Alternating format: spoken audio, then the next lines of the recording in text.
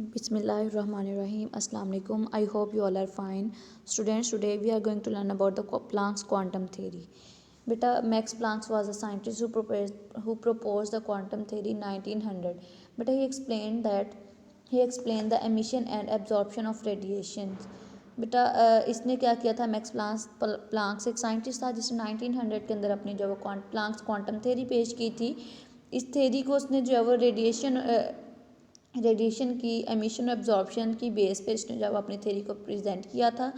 उसकी थ्योरी के according to his theory the revolutionary theory energy travels according to his revolutionary. बेटा ये एक इनकलाबी थ्योरी थी, इसने बड़ा अच्छा एक्सप्लेन किया था। ठीक है, इसने ही said that energy travels in a discontinuous manner and it is composed of large number of tiny discrete units called quanta.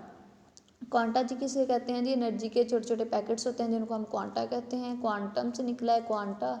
ठीक है, तो ये हमारे पास उसने क्या कहा था कि एनर्जी जो है वो डिस्क्रीट मैनर से जो है वो ट्रैवल करती है। ये एनर्जी जो है वो ट्रैवल करती है जी डिसकंटिन्यूस मैनर से जो है वो ट्रैवल करती है। और इसने के अकॉर्डिंग जो है इसने एक डिस्क्रीट यूनिट पेश किया था जिसको हम कहते हैं जी क्वांटा। अब इस थ्योरी के मेन पॉइंट्स क्या थे? इसने कहा एनर्जी इज़ नॉट एमिटेड और absorbed continuously. Energy continuously emit नहीं होती है, कंटिन्यूसली एब्जॉर्ब नहीं होती। जब एनर्जी मिलती है तो कोई एटम बेटा एब्जॉर्ब करके जो है वो चला जाता है एक्साइटेड स्टेट पे। जैसे ही उससे एनर्जी निकलती है वो थोड़ी देर बाद जो है वो फिर से अपनी एनर्जी रिलीज़ करके वो दोबारा से ग्राउंड स्टेट पे जो है वो एमिट करके दोबारा से ग्राउंड स्टेट पे आ जाता है। तो हर टाइम जो है या कोई आइटम कंटिन्यूसली एक्साइटेड स्टेट में एग्जिस्ट नहीं करता या कोई आइटम कंटिन्यूसली ग्राउंड स्टेट पे नहीं रहता। तो इनकी एनर्जी जो है वो आपस में इंटरचेंज होती रहती हैं, कभी एब्जॉर्ब कर ली कभी एमिट कर ली। एब्जॉर्ब कर लेगा तो एक्साइटेड स्टेट पे चला जाएगा कोई भी एटम, इलेक्ट्रॉन्स बेसिकली बेटा इलेक्ट्रॉन्स। ठीक है, एक्साइटेड स्टेट पे चले जाएंगे और आफ्टर सम टाइम क्या होंगे? एनर्जी एमिट करके इलेक्ट्रॉन्स अगेन जो है वो अपनी ग्राउंड स्टेट पे वापस आ जाएंगे। तो एमिशन और एब्जॉर्प्शन जो है वो हर टाइम जो है वो जारी रहती है। ठीक है, रादर ये ऐसा नहीं है कि कंटिन्यूसली है, ऐसा नहीं है, कुछ वक्फे से ये प्रोसेस होता है। rather it is emitted or absorbed discontinuous manner and in form of wave packets। तो ये वेव के पैकेट्स बना देते हैं छोटे छोटे। ठीक है, ये लहरें बनती हैं, कभी एनर्जी एब्जॉर्ब होगी कभी एनर्जी रिलीज़ होगी। तो इस तरह से इनकी जो है वो वेव्स बनती रहती हैं। जैसे क्रस्ट और ट्रफ में हम देखते हैं कि जो है वो एक लूप ऊपर साइड पे होती है एक नीचे साइड पे होती है। तो इस तरह से ये जो है वो वेव्स बनती रहती हैं। ठीक है, so each wave particles quantum is associated with a definite amount of energy. और हर वेव पार्टिकल की जो है एक डेफिनेट अमाउंट ऑफ एनर्जी होती है। वो उतनी energy amount of energy emit या रिलीज़ करेगा तो ही उसके अंदर जो है वो क्या होगी? एब्जॉर्प्शन या एमिशन वगैरह जो है वो होगी। और वो जो है वो क्या होते हैं हमारे पास? वो जो स्पेसिफिक अमाउंट ऑफ एनर्जी होती है वो फोटोन हम उसको कहते हैं जी। ये जो है वो इन केस ऑफ लाइट अगर हम देखें तो वो जो हमारे पास होती है वो जो क्वांटम होते हैं एनर्जी के जो होते हैं उसको हम फोटोन कहते हैं। फोटोन जो है वो क्वांटम इसका एनर्जी का जो है वो एक यूनिट है जिसको हम जो है वो एज अ फोटोन यूज़ करते हैं। फोटोन कहते हैं जी पैकेट्स ऑफ लाइट को। ठीक है, तो एनर्जी के जो पैकेट्स होते हैं उनको हम क्या कहते हैं? फोटोन कहते हैं। सेकंड दिया हुआ है बेटा the amount of energy associated with quantum of radiation is proportional to frequency. Frequency के प्रोपोर्शनल है, फ्रीक्वेंसी ज़्यादा होगी तो amount of energy quantum radiation की जो है वो भी क्वांटम रेडिएशन भी ज़्यादा होगी। ठीक है, so E directly proportional to V. और इस प्रोपोर्शनैलिटी साइन को ख़त्म करके यहाँ पे एज का साइन लगा दिया है, that is the Planck's quantum constant. ठीक है, इसको हम प्लांक्स कांस्टेंट भी कहते हैं एज को। एंड इट्स वैल्यू, इसकी वैल्यू क्या है ये याद रखिएगा, एमसीक्यूज में पूछा जा सकता है। और ये Planck's quantum theory is important long question.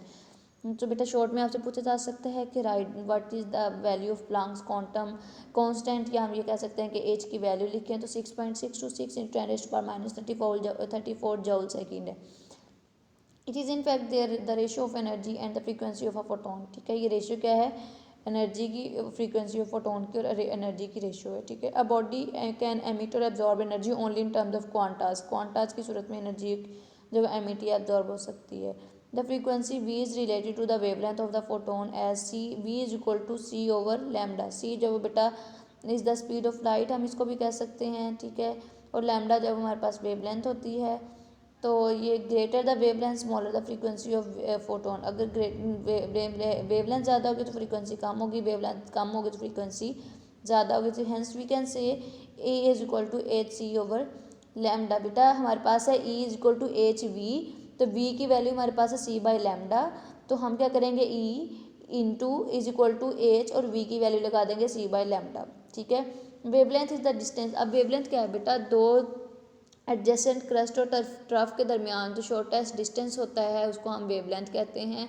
यह आपने 7th क्लास के अंदर भी पढ़ा हुआ है, उसके अलावा फिजिक्स में भी आप लोगों ने पढ़ा हुआ है। तो the shortest distance between two adjacent crest and trough is known as wavelength. तो ये हमारे पास वेवलेंथ होती है और इसको हम रिप्रेजेंट करते हैं जी नैनोमीटर और पिकोमीटर में। और 1 एंगस्ट्रॉम जो होता है वो हमारे पास 10⁻10 मीटर की इक्वल होता है, -10 मीटर के। और 1 नैनोमीटर जो है 10⁻9 मीटर के, 1 पिकोमीटर जो होता है -9 के, और 1 पिकोमीटर जो होता है 10⁻12 मीटर के इक्वल होता है। Greater the wavelength associated with the photon smaller it's energy. I have already told you frequency बेटा वेवलेंथ ज़्यादा होगी तो एनर्जी क्या होगी, कम होगी, क्योंकि ये दोनों एक दूसरे के इन्वर्स हैं। वेव एनर्जी बेटा वेव नंबर क्या होता है, the most important definition. Wave number V के ऊपर जब बार लग जाता है तो इसको हम वेव नंबर कहते हैं। Is the number of waves per unit length. एक पर यूनिट लेंथ के अंदर जितने भी नंबर ऑफ वेव्स प्रोड्यूस हो रही हैं वो जो कि रेसिप्रोकल हैं वेव लेंथ के, यानी ऑपोजिट हैं वेव लेंथ के। ठीक है, ये हमारे पास जब वेव नंबर आ जाता है यानी V bar is equal to 1/λ आ जाएगा। Putting the value of lambda, lambda की वैल्यू पुट करेंगे तो is equal to 8c V bar आ जाएगा हमारे पास। So the energy of a photon is related to the frequency, wavelength and wave number. Next है बेटा greater the wave number of photons greater is the energy associated. Wave number ज़्यादा होंगे तो energy ज़्यादा होगी, वेव लेंथ ज़्यादा होगी तो एनर्जी जो है वो कम होगी। वेव नंबर ज़्यादा होंगे तो एनर्जी ज़्यादा होगी, वेव नंबर डायरेक्टली प्रोपोर्शनल है एनर्जी के, but wave length inversely proportional है एनर्जी के।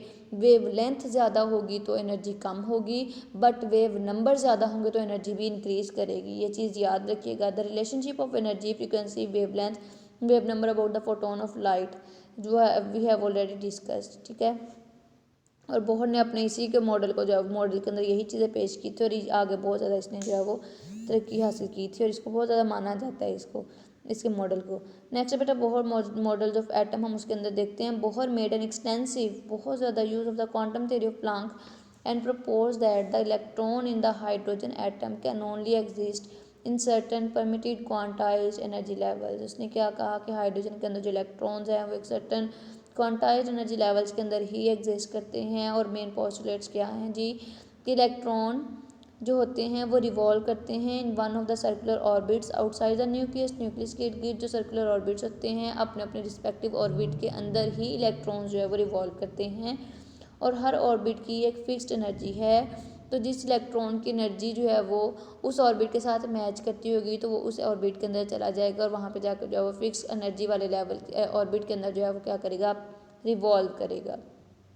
ठीक है, फिर electron present in a particular orbit neither emits nor absorb energy while moving in the same fixed orbits. उसने कहा कि अगर एक ही फिक्स्ड ऑर्बिट के अंदर इलेक्ट्रॉन्स मूव कर रहे हैं तो ना वो एनर्जी एब्जॉर्ब करेंगे ना एनर्जी जो है वो एमिट करेंगे। द एनर्जी इज एमिटेड और एब्जॉर्ब्ड तब होगी जब वो एक ऑर्बिट से दूसरे ऑर्बिट की तरफ जाना शुरू करेंगे, तब एनर्जी एमिट या एब्जॉर्ब होगी। सपोज बेटा मैं कहती हूँ ये मेरे पास ग्राउंड स्टेट है और ये एक्साइटेड स्टेट है, यहाँ इलेक्ट्रॉन जो है वो पड़ा हुआ है। इस इलेक्ट्रॉन को जैसे ही एनर्जी मिली इसने एब्जॉर्ब की, ये एमिट करके जो है वो एब्जॉर्ब करके सॉरी इस एक्साइटेड स्टेट पे चला जाएगा। ठीक है, तो ये एक ऑर्बिट है, ये दूसरा ऑर्बिट है। ठीक है, अगर ये एक ही ऑर्बिट के अंदर हम कहें कि यहाँ पर आए तो इसकी जो है वो ऐसी एमिशन एब्जॉर्प्शन नहीं होगी। एमिशन या एब्जॉर्प्शन तब होगी जब वो इस एनर्जी इस ऑर्बिट को छोड़कर इस ऑर्बिट की तरफ जाएगा। और अब ये इलेक्ट्रॉन जब एनर्जी रिलीज़ करेगा, एरो से याद है कि ये एरो मैंने अंदर की तरफ बनाया था और ये एरो बाहर की तरफ बना रही हूँ। जब ये एनर्जी रिलीज़ करेगा तो फिर उससे क्या होगा, इलेक्ट्रॉन जो है वो नीचे इलेक्ट्रॉन एमिट करके जो है वो इसमें जो है वो इलेक्ट्रॉन दोबारा से एक्साइटेड स्टेट से दोबारा ग्राउंड स्टेट की तरफ जो है वो चले जाएंगे। इस तरह से ही हमारे पास जो है वो होता है कि अगर वो बेटा एक ही ऑर्बिट को अपने उसी ऑर्बिट में जाना चाहें तो एनर्जी ना एमिट होती है ना एब्जॉर्ब होती है। एनर्जी एमिट या एब्जॉर्ब तब होगी जब वो अपने ऑर्बिट को छोड़ के किसी दूसरी ऑर्बिट में जाने की कोशिश करते हैं। ठीक है, तो इस तरह से हमारे पास जो है एनर्जी जो है वो एमिट होती है। तो एनर्जी इज एमिटेड और absorbed only when an electron in jumps from one orbit to another. When an electron jumps, the energy change delta E is given by the Planck's equation, that is delta E is equal to E2 minus E1 is equal to hv, where delta E is the energy or difference of two orbits with the energies E1 and E2. बेटा energy is absorbed by the electron when it jumps from the inner orbit to, energy absorb तब होगी जब inner orbit से outer orbit की तरफ जाना है, और एमिट कब होगी जब आउटर ऑर्बिट से इनर ऑर्बिट की तरफ आना है, तो एनर्जी एमिट होगी, और इनर से आउटर की तरफ जाते हुए एनर्जी जो है वो एब्जॉर्ब करनी पड़ेगी। सो electron can revolve only in those orbits having a fixed angular momentum MBR. The angular momentum of the orbit depends upon the quantum number and its integral multiples of the factor h by 2 pi. तो MBR is equal to NH/2 pi. n बेटा हमारे पास 1 2 3 4 5 and so on कुछ भी हो सकता है। The permitted values of angular momentum are the h/2 pi, 2h/2 pi, 3h/2 pi, इस तरह से हमारे पास ये बनती जाएंगी। ठीक है। The electron is bound to remain in one of these orbits and not in the between them. So angular momentum जो है वो हमारे पास ये भी क्या होगा, क्वांटाइज्ड होगा। So beta, this is about today. I hope you understand it well. Okay dear students, Allah Hafiz.